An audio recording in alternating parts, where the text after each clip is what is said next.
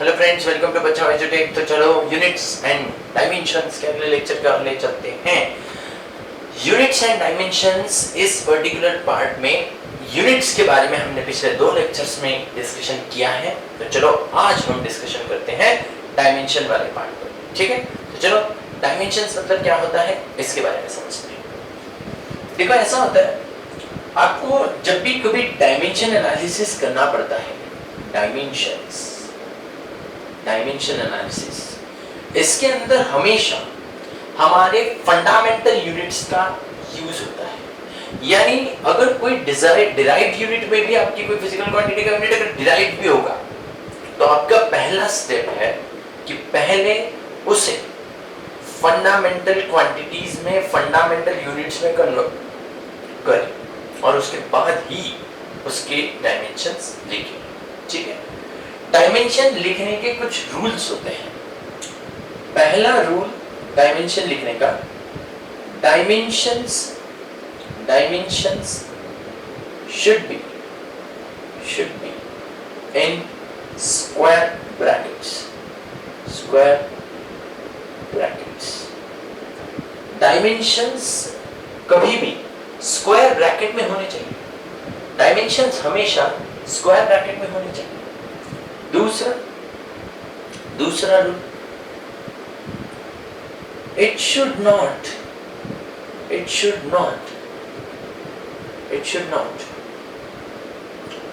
separated by commas. Comma से separated नहीं होना चाहिए। it should be separated by space. Sir ऐसा क्वेश्चन आता है क्या, right the rules of dimension? बिल्कुल नहीं, ऐसा कोई क्वेश्चन नहीं आता। ये मैंने आपको अच्छी खासी अंडरस्टैंडिंग आ जाए, आपको टॉपिक बहुत अच्छे से समझ में आ जाए और स्ट्रांग हो जाए आपके दिमाग में ये बात, इसलिए इसको इस तरह से लिखकर आपके सामने रखा हुआ है। अभी तक ये क्या है ये हमें समझ में नहीं आ रहा, लेकिन मैं बताता हूं। Abbreviations should be capital letter only. Capital letters only. वो कैपिटल लेटर्स में होने चाहिए। स्मॉल में दिखाओगे तो चल जाते हैं, रॉन्ग नहीं होगा। लिखेंगे तो ज्यादा बेटर और अच्छा यहाँ पर होगा। अब ये सब क्या है क्या नहीं, ये सब एग्जाम्पल के तौर पे हम आपको बताते हैं। सबसे फैमिलियर एग्जाम्पल लेते हैं हमेशा फोर्स ये सबसे फैमिलियर एग्जाम्पल है, तो इसी के साथ हम लोग बात करते हैं, है ना। फोर्स के साथ ही हम बात करते हैं, फैमिलियर एग्जाम्पल। यूनिट क्या है इसका? SI unit. इसका एसआई यूनिट है न्यूटन, जो कि फंडामेंटल नहीं है। इस बारे में हम सबको अंदाजा, हम सबको मालूमात है कि ये कोई फंडामेंटल यूनिट नहीं, यानी कि कहीं तो भी ये कैसा है, डिराइव्ड यूनिट है। तो हमें फोर्स की डेफिनेशन लिखनी पड़ेगी। फोर्स की डेफिनेशन क्या होती है? फोर्स की डेफिनेशन होती है मास इनटू एक्सेलरेशन, है ना। मास इनटू एक्सेलरेशन। मास का यूनिट क्या होता है? KG.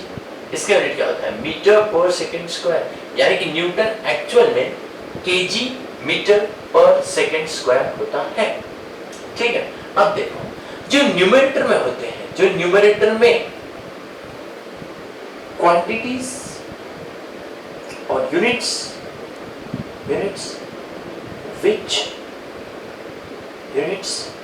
which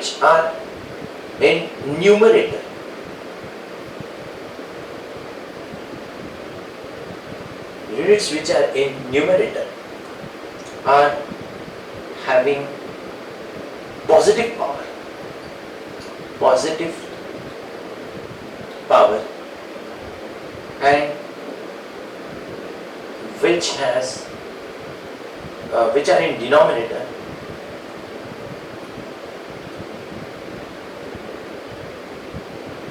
has negative power. Negative power होती है, ओके। तो यहाँ पर कहीं तो भी अब जब डायमेंशंस लिखेंगे तो डायमेंशंस स्क्वायर ब्रैकेट में होने चाहिए। ये पहला रूल बताता है। देखो कौन कौन है, मास है, लेंथ है और टाइम भी है, सबको स्पेस से, स्पेस दिया देखो, separated by space, they are separated by space, common area ऐसे नहीं है ना, यहाँ पर यहाँ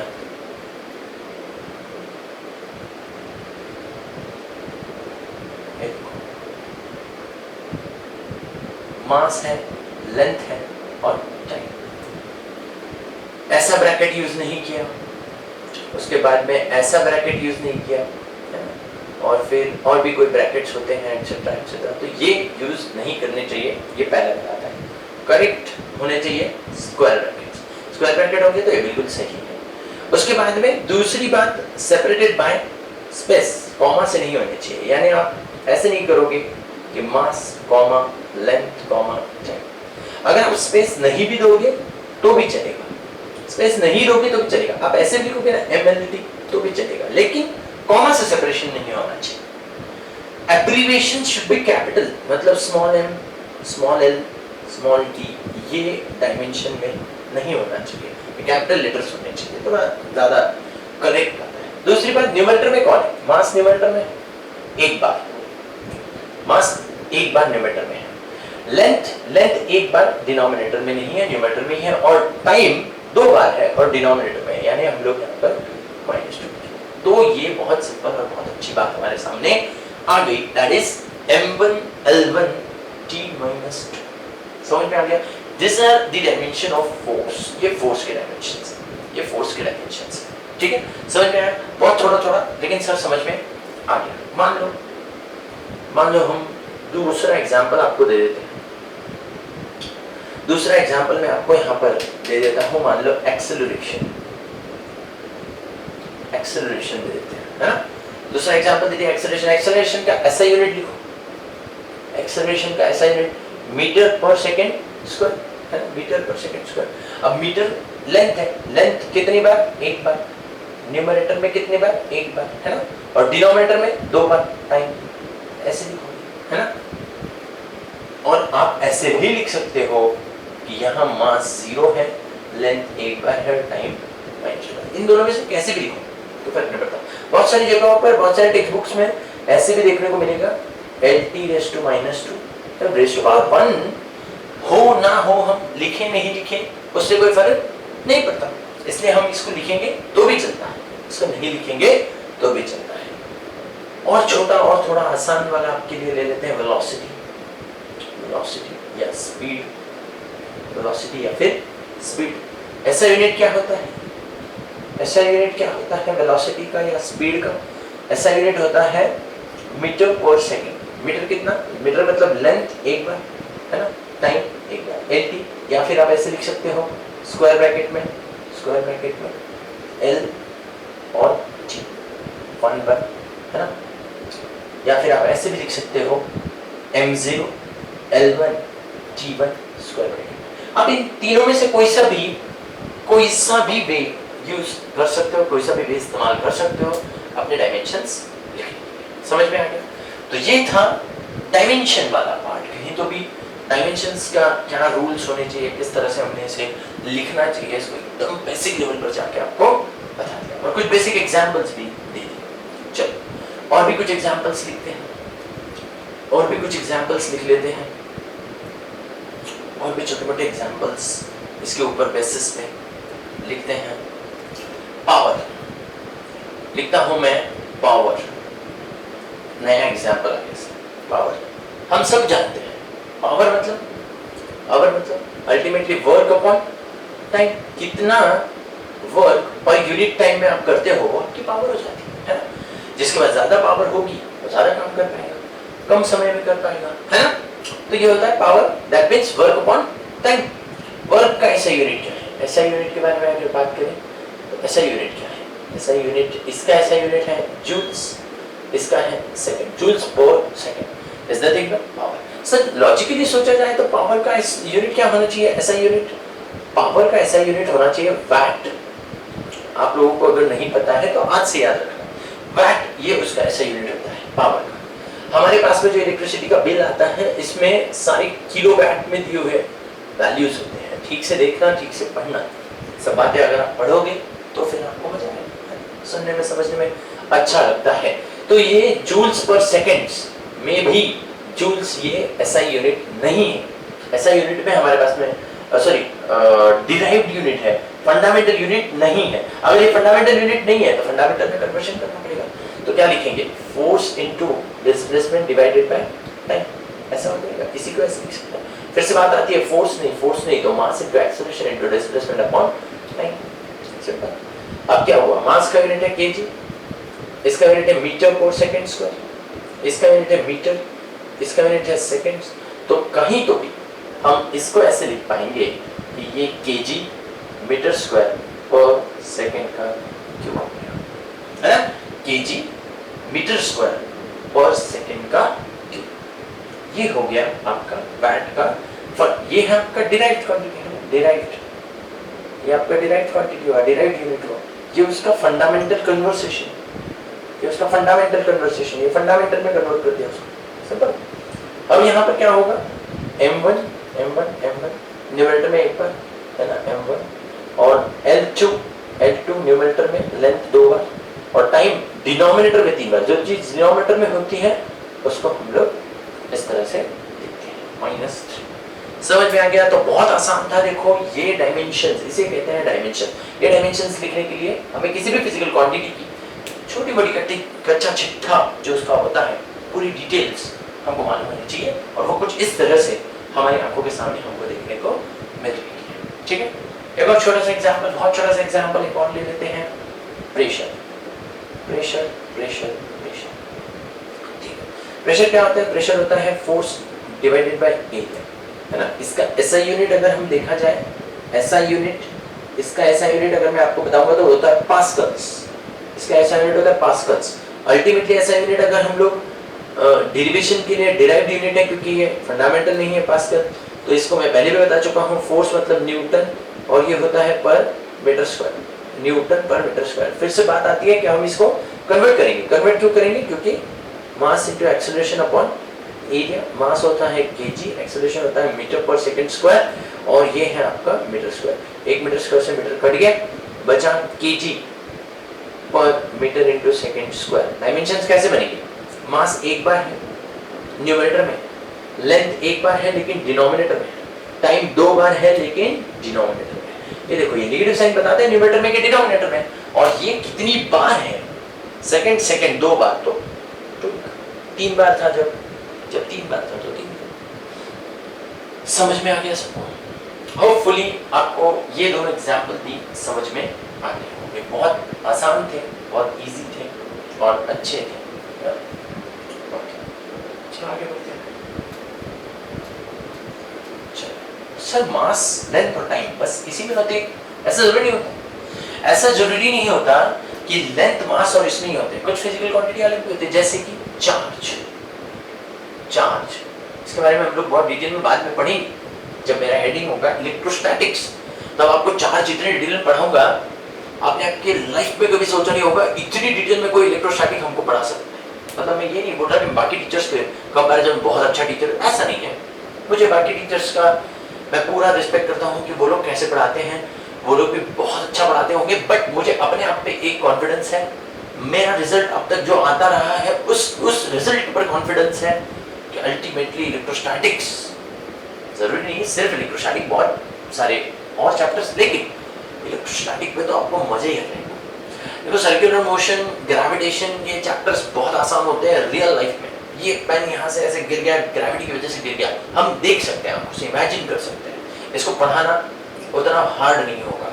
लेकिन electrostatics, magnetic effect of electric current, magnetism जैसे चैप्टर्स जो अल्टीमेटली रियल लाइफ में हम लोग इमेजिन नहीं कर सकते, वो चीज भी मैं आपको बहुत आसानी से इमेजिन करवा सकता हूँ। उसको इतने बेस्ट लेवल पर जाकर रियल लाइफ एग्जांपल्स के साथ में जोड़कर आप लोगों के सामने इस तरह से रख सकता हूं कि आप लोगों को ये सब चीजें बहुत आसान लगने लगेगी।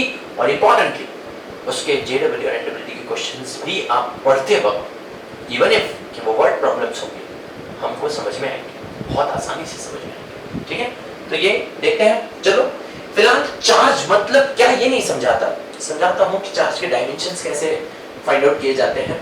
चार्ज का डेफिनेशन देखो, चार्ज का खुद का कोई डेफिनेशन नहीं है, लेकिन करंट के डेफिनेशन में चार्ज आता है current is defined as current is defined as charge, rate of flow of charge, rate of flow of charge। ठीक है, यानी हम इसको ऐसे भी बोल सकते हैं कि the flow of charge per unit time is called current। कुछ बातें, कुछ नहीं, बहुत सारी बातें जो इस चैप्टर में आई थी आपको नहीं पता, पहले लाइफ में पहली बार हमने सुना, स्टिल वो बातें आपको यहाँ पर लिखने के बाद बहुत मजा आएगा, देखने के बाद बहुत मजा आएगा। तो क्या हो गया यहाँ पर, हो गया कहीं तो भी current is equal to charge per unit time. आपको बता दूं charge is denoted by small q, charge per unit time. तो यहाँ से टाइम डिवाइड हो रहा है, इधर तो मल्टीप्लाई हो जाएगा, तो हम क्या बोलेंगे, चार्ज एक्चुअल में करंट मल्टीप्लाइड बाय टाइम हो गया। चार्ज मतलब करंट मल्टीप्लाइड बाय टाइम हो गया, है ना। अब चार्ज अल्टीमेटली अगर ऐसा यूनिट क्या हो जाएगा, फिर ऐसा यूनिट हो गया करंट का एम्पियर, टाइम का सेकंड्स, है ना, एम्पियर सेकंड एस। और एम्पियर ये भी फंडामेंटल यूनिट है, सेकंड्स ये भी फंडामेंटल यूनिट है। तो डायमेंशंस ऐसे बनेंगे A1 T1। आप ऐसे भी लिख सकते हो या आप ऐसे भी लिख सकते हो, सिर्फ ऐसे, या आप ऐसे भी लिख सकते हो T(m0) L0 T1 A1। बहुत सारे लोग A की जगह पे I भी यूज करते हैं, है ना।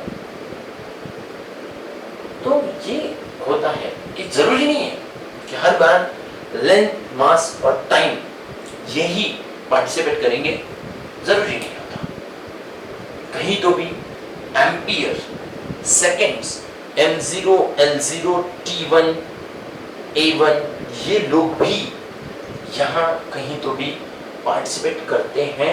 ये वाली बात हमको समझ में आनी चाहिए, ठीक है। क्लियर हो गया सर? बहुत आसान है, बहुत इजी चीज है। एक और एग्जांपल लेना चाहिए सर, और अच्छा एग्जांपल लो, थोड़ा मजा आए ऐसा, ठीक है। चलो बहुत अच्छा एग्जांपल आपके सामने रखता हूँ।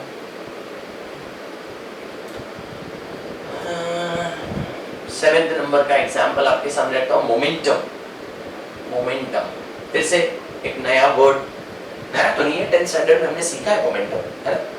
Law of conservation of momentum, total momentum after collision is equal to total momentum before collision, 10th standard में हमने सीखा। तो मोमेंटम, अभी देखो मोमेंटम जब मैं पढ़ाऊंगा ना आपको लगेगा इतना बड़ा टॉपिक है, हमको लगा था बहुत छोटा सा। 10th स्टैंडर्ड तक जब हम सीखते सारी बेसिक बातें होती। यहाँ जब मैं आपको मोमेंटम पढ़ाऊंगा तो मोमेंटम में length, mass, time, temperature, liberation density, amount of substance in 7 physical quantities में से कौन सी क्वांटिटी लग रही है, ये इतना आसान सा एक्सप्लेनेशन नहीं होगा। वहां जब मैं आपको पढ़ाऊंगा तब आपको ये टॉपिक का रियलिटी व्यू, रियल लाइफ में मोमेंटम कहाँ देखने को मिलता है।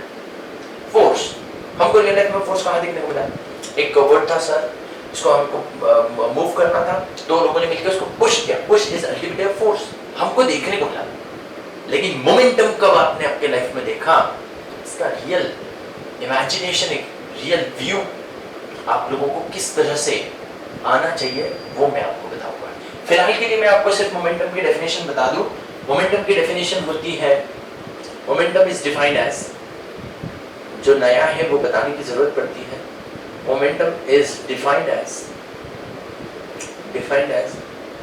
प्रोडक्ट ऑफ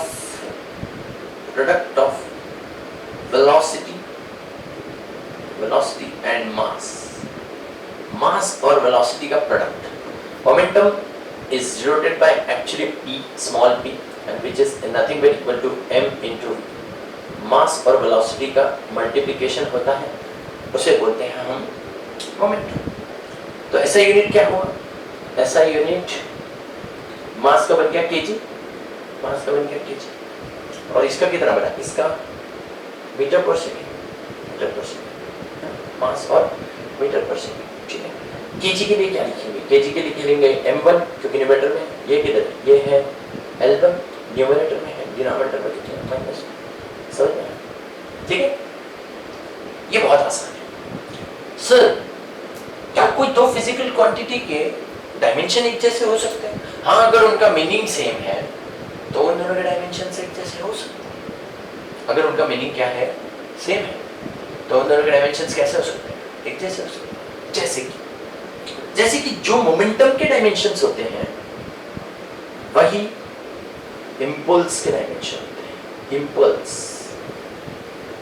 इंपल्स ये भी आपके लिए नया वर्ड है, इंपल्स, है ना? Impulse is denoted bye I and it is equal to force multiplied by time, product of force and time। आप सोचो फोर्स मतलब क्या होता है? मास इनटू एक्सेलरेशन इनटू टाइम। मास इनटू एक्सेलरेशन मतलब kg, ये मतलब मीटर पर सेकंड स्क्वायर, और ये क्या है? टाइम है सेकंड। एक सेकंड से एक सेकंड क्या होगा? कट गया, बचा क्या? kg मीटर पर सेकंड, ये kg मीटर पर सेकंड, kg मीटर पर सेकंड। डायमेंशन क्या बनेगा? m1 l1। यस, हो सकता। मोमेंटम अपने में अलग चीज है, इंपल्स अपने में अलग चीज है। ये बहुत सारे टेक्स्ट बुक में जे से डिनोट किया जाता है, इंपल्स। ये अपने में एक अलग चीज है, वो अपने में एक अलग चीज है, लेकिन दोनों के डायमेंशन एक जैसे हो सकते हैं। ठीक है, अगर आप लोगों को बोला जाए वर्क मतलब क्या? वर्क मतलब वर्क डन है। एनर्जी मतलब क्या? Capacity to do work. देखो, एनर्जी और वर्क एक ही है? नहीं है, अलग अलग है, लेकिन वर्क के और एनर्जी के डायमेंशन एक जैसे हैं। एनर्जी और वर्क के डायमेंशंस एक जैसे हैं। चले हाँ लिख देते हैं। मतलब ये वाली बात भी आपको क्लियर करवा दी गई डायमेंशंस के हमारे इस लेक्चर में कि कहीं तो कोई दो फिजिकल क्वांटिटी के एक जैसे डायमेंशंस हो सकते हैं। कभी कभी एमसीक्यूज आ जाता है which are ऐसा लिख के आता है, मैं आपको क्वेश्चन ही दे देता हूँ, है ना? क्वेश्चन ऐसा होता है which amongst the following has dimensions same as momentum?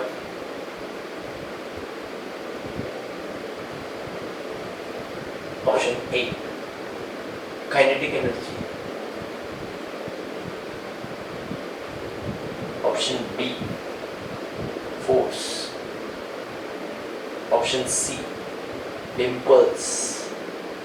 And option D, none of the above. तो बहुत सारे लोग डायमेंशन का कैलकुलेशन करेंगे, लेकिन अगर आज जिन्होंने मेरा क्लास अटेंड कर लिया है उन लोगों ने तो अल्टीमेटली मोमेंटम और इंपल्स को ढूंढ लिया। कभी कभी यही क्वेश्चन आएगा, यहाँ पर दे देंगे वर्क, और यहाँ ऑप्शन में एक ऑप्शन बदल दिया जाएगा। चलिए यही रहने देते हैं, काइनेटिक एनर्जी और इंपल्स। तो फिर क्या हो जाएगा? फिर कहानी बदल गई, ऑप्शन सी की जगह ऑप्शन ए हो जाएगा। क्यों? एनर्जी और वर्क को एक जैसे यूनिट होता है। कैसे पता चला? लिखो, वर्क मतलब क्या होता है? वर्क मतलब होता है force multiplied by displacement. Force का यूनिट क्या है? फोर्स का यूनिट है Newton.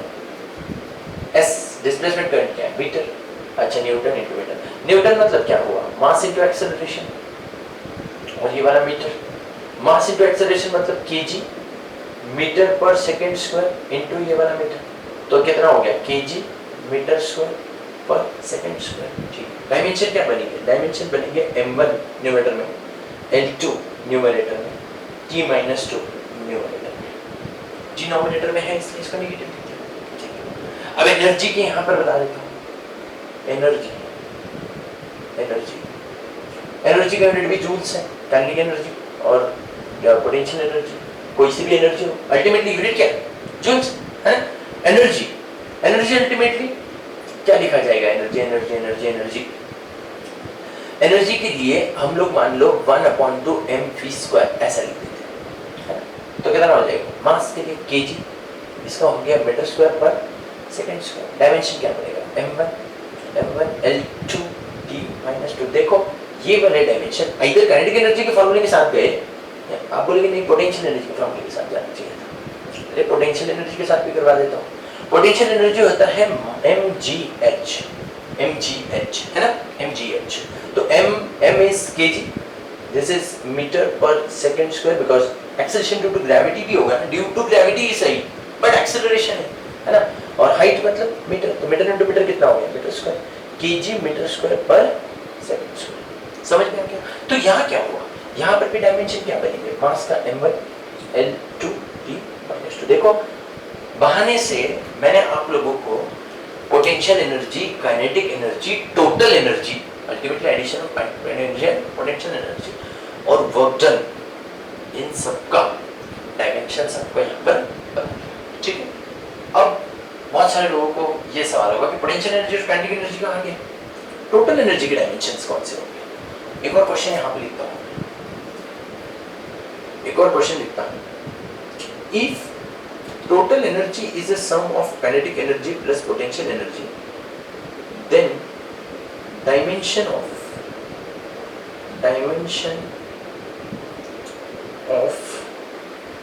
total energy are A option m2 L2 T raised to 0, B option m1 L1 T minus 2, ठीक है। दूसरा C option m1 L2 T minus 2 and D option none of the above. ठीक है, ऐसा हमने यहाँ पे लिख दिया। अब बहुत सारे लोग क्या सोच रहे हैं, जब काइनेटिक एनर्जी और पोटेंशियल एनर्जी दोनों की एडिशन होती है ना, तो क्या हुआ, 1 + 1 हो गया 2, 2 + 2 कितना हो गया 4, -2 -2 + 1 -4 है ना, यहाँ पे -4 होना चाहिए, -4। तो ए ऑप्शन है ना, लेकिन ये गलत है, मत राज रखना। ये मैंने आपको बताया इसीलिए, देखो ये जानबूझ के बताया। आप कभी ऐसे मत करना कि किसी दो फिजिकल क्वांटिटीज के, यहाँ पोटेंशियल एनर्जी, काइनेटिक एनर्जी दोनों एनर्जी है, कभी-कभी प्रेशर और एनर्जी ये दोनों भी ऐड होंगे, है ना। तो ऐसा मत करना कभी कि ये दोनों ऐड करने के बाद मिलने वाले के एडिशन, इनके जो डायमेंशंस के एडिशन है उसको इक्वल होते हैं, ऐसा कभी नहीं होता। ऐसा होता है कि आप एडिशन भी करो पर इसके डायमेंशन एक ही होंगे। ये वाली बात आपको समझा। तो होपफुली आज मैंने आपको डायमेंशन से रिलेटेड सारी बातें बता दी। कुछ छोटे छोटे क्वेश्चन, अभी तो ये बहुत छोटे, बहुत अच्छा ठीक है, बहुत बढ़िया क्वेश्चन मैं आपको पढ़ाने वाला हूँ। यहाँ हमने जो भी आपको पढ़ाया ये बहुत डिटेल में डायमेंशंस आपको पढ़ाए गए। अभी तक हमने इस चैप्टर में क्या क्या पढ़ लिया है, हमने इस चैप्टर में सबसे पहले पढ़ा था हिस्ट्री ऑफ यूनिट्स की हिस्ट्री क्या है, क्यों एक सिस्टम ऑफ इंटरनेशनल बनाया गया, यूनिट्स क्यों ऐसे बनाए गए। फिर उसके बाद हमने आपको सेकेंड लेक्चर में कहीं तो भी फंडामेंटल यूनिट्स और डिराइव्ड यूनिट्स के बारे में बताया, और उसके बाद अब यहाँ पर आज के लेक्चर में आपको डायमेंशन पे समझा दिए गए।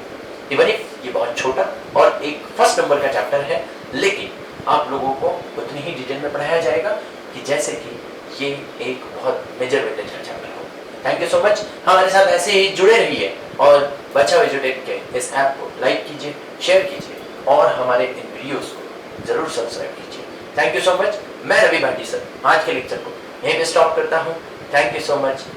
अगले लेक्चर में मिलेंगे डायमेंशन एनालिसिस के साथ। Thank you so much.